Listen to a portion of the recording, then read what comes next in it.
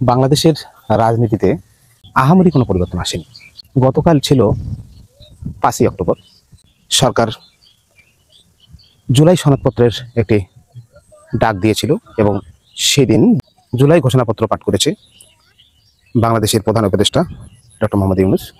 ঢাকার রাজপথ ছিল উত্তাল। বাংলাদেশের বিভিন্ন প্রান্ত থেকে মানুষ জড়ো হয়েছিল ঢাকায়। কিন্তু অন্যদিকে আরেকটি ঘটনা ঘটে গেছে, যে ঘটনাটি নিয়ে বাংলাদেশে সাম্প্রতিক সময়ে বাংলাদেশে বেশ তোলপাড় শুরু হয়েছে।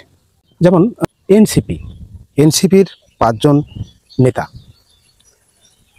হাসনাত আবদুল্লাহ, সার্জিস আলম, তাসনিয়া জারা, তার হাজব্যান্ড এবং নাসিরউদ্দিন পাটোয়ারি, এই 5 জন কক্সবাজার গিয়েছিলেন।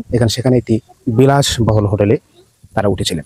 সেখানে অবসর কাটানোর জন্য, বিনোদনের জন্য তারা সেখানে গিয়েছিলেন, কারণ সারা দেশে তারা সমাবেশ করেছে, দৌড়ের উপরে ছিল। সে কথাই বলেছেন নাসিরউদ্দিন পাটোয়ারি। এই যে তারা যে অবকাশ কেন্দ্রে একটি অবকাশ যাপনের জন্য একটি হোটেলে উঠেছিলেন, সেই হোটেলটিকে ঘিরে রেখেছিল বিএনপির নেতাকর্মীরা। আসলে বাংলাদেশে একটি গুজব ছড়িয়েছিল যে তারা যেখানে ঢাকায় এত বড় একটি অনুষ্ঠান হচ্ছে, বর্ষপূর্তি পালন, ফেসিবাদী বিদায়ের পর 1 বছর পূরণ হয়েছে, ঢাকা যেখানে উত্তাল, সেদিনই তারা কাউকে কিছু না জানিয়ে গোপনে কক্সবাজারে গিয়েছিলেন। এইখান থেকে আসলে সন্দেহ সৃষ্টি হয়েছে। এমনকি তাদের এনসিপি দলের পার্টির কাছেও তাদের কক্সবাজার যাওয়ার কোনো খবর ছিল না। তো এই কারণেই আসলে সন্দেহ সৃষ্টি হয়েছে। কিন্তু এই কক্সবাজার যাওয়া নিয়ে তাদের সম্পর্কে বিভিন্ন ধরনের গুজব ছড়িয়েছে বাংলাদেশে। যেমন তারা দেশবিরোধী চুক্তি করতে গিয়েছেন। চট্টগ্রামে পিটার হাস আছেন।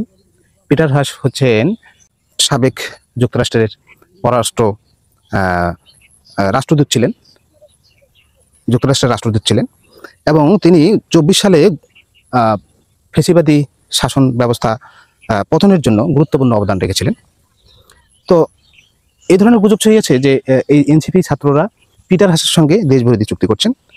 এরকমও গুজব ছড়িয়েছে যে নির্বাচন ভুলণ্ঠিত করার জন্য ষড়যন্ত্র করতে গিয়েছিলেন। আসলে বিষয়টি এভাবেই ছড়িয়েছিল। এই গুজবের কারণে বিএনপির কক্সবাজারের স্থানীয় যে নেতারা আছেন, তারা কিন্তু এটি জানতে পেরে তারা ওই হোস্টেলটি অবরোধ করে রেখেছিলেন। কিন্তু এই যে বিএনপির নেতারা তাদেরকে, বিএনপির যে যুবদলের যে মানুষগুলো তাদেরকে হোটেল ঘিরে রেখেছিলেন, বিভিন্ন ধরনের স্লোগান দিয়েছিলেন, তাদের অপমান অপদস্থ করার চেষ্টা করেছিলেন, হেয় করার চেষ্টা করেছিলেন। এই যে এর বিচার বা এদের যারা এই কাজগুলো করেছেন, বিএনপির কেন্দ্রীয় নেতারা বা স্থানীয় নেতারা তো জানেন কে কে করেছিলেন। তো তাদের বিরুদ্ধে কি তারা কোনো ব্যবস্থা নিয়েছে? এখন পর্যন্ত কি ব্যবস্থা নেওয়ার চেষ্টা করেছেন? আমি ধরেই নিলাম যে পিটার হাসের সঙ্গে তারা কথা বলেছেন, মিটিং করেছেন। তাতে কি রাজনৈতিক নেতারা কি কারোর সঙ্গে কথা বলতে পারবেন না? কোথাও কি যেতে পারবেন না? আর সবকিছু ক্লোজ করে দিতে হবে? যেমন এর মধ্যে জামাত ইসলামী চীনে গিয়েছেন, চীনের বিভিন্ন নেতাদের সঙ্গে কথা বলেছেন। তার মানেটা কি আসলে? তারা কি দেশ বিরোধী চুক্তি করার জন্য গিয়েছিলেন? বিএনপিও তো গিয়েছিল, বিভিন্ন বৈদেশিক নেতাদের সঙ্গে তারা কথা বলেছেন, চীনের নেতাদের সঙ্গে কথা বলেছেন, বিভিন্ন দেশের নেতাদের সঙ্গে তারা আলাপ আলোচনা করছেন। তাদের এই আলোচনাকে ঘিরে সন্দেহ করে অন্য কোনো দল কি তাদেরকে আক্রমণ করেছিল? এটি যে করেছে বিএনপি নেতারা, তারা কি জেনে শুনে করেছে? তারা কি জানে যে সত্যি কি পিটার হাসের সঙ্গে তারা কথা বলার জন্য গিয়েছিল? পরবর্তীতে খবরে জানা গেল যে পিটার হাস আসলে বাংলাদেশেই নেই। তিনি গত এপ্রিল মাসে বাংলাদেশ থেকে যুক্তরাষ্ট্রে ফেরত গিয়েছেন। বর্তমানে তিনি আছেন ওয়াশিংটনে। যুক্তরাষ্ট্রের যে এম্বাসি আছে বাংলাদেশের এম্বাসি, যুক্তরাষ্ট্রের রাষ্ট্রদূত, তার কাছে নিশ্চিত হয়েছে যে তিনি যুক্তরাষ্ট্রেই আছেন। আবার যুক্তরাষ্ট্রের ইমিগ্রেশন অফিসেও, বাংলাদেশের ইমিগ্রেশন অফিসেও ওই একই কথাই বলছে। তাহলে না জেনে, না শুনে, না নিশ্চিত হয়ে কি কারণে তারা ওই হোটেল ঘিরে রেখেছিল?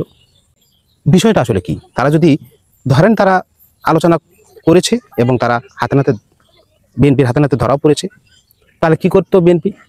তারা কি ওই মানুষগুলোকে সাক্ষাতে একদম সামনাসামনি কি ব্যবস্থা নিত, বা কোনো মারামারি বা কোনো খারাপ অবস্থা সৃষ্টি করত? আরেকটি বিষয় যে অনেকেই প্রশ্ন তুলছেন যে এই গুরুত্বপূর্ণ দিনে যেখানে ফেসিবাদী পতনের বর্ষপূর্তি সমাবেশ হচ্ছে, আলোচনা হচ্ছে, অথবা আরেকটি বিষয় যে জুলাই ঘোষণাপত্র পাঠ করা হবে, এই গুরুত্বপূর্ণ একটি দিনে এনসিপির 5 নেতা কেন বাইরে গেল? কেন তারা কক্সবাজারে? আসল বিষয়টি হচ্ছে যে এনসিপির যে প্রতিনিধি নাহিদ ইসলাম, তিনি তো জুলাই ঘোষণাপত্রের অনুষ্ঠানে ছিলেন। তো এনসিপির সকল নেতাকে ঢাকায় অবস্থান করতে হবে এমন তো কথা হতে পারে না।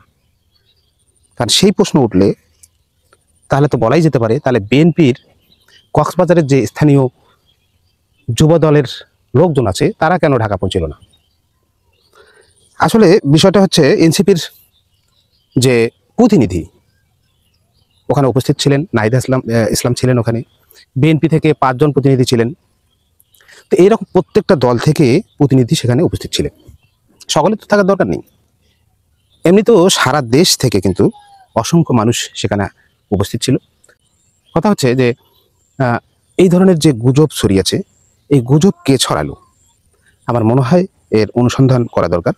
কারণ আস্তে আস্তে বাংলাদেশে এই গুজবের কারণে বিভিন্ন অঘটন ঘটছে চারদিকে।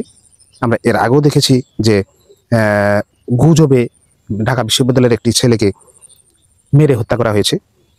আবার বাংলাদেশের বিভিন্ন স্থানেই কিন্তু এই ঘটনা ঘটছে। কেন ঘটছে? তার কারণ হচ্ছে যে এই যে গুজব ছড়াচ্ছে, কে প্রথম ছড়াচ্ছে তাকে ধরা হচ্ছে না, ধরে তার বিরুদ্ধে ব্যবস্থা নেওয়া হচ্ছে না। যেহেতু কোনো ব্যবস্থা নেওয়া হচ্ছে না, সে কারণেই আসলে এই গুজববাজরা গুজব ছড়িয়ে যাচ্ছে।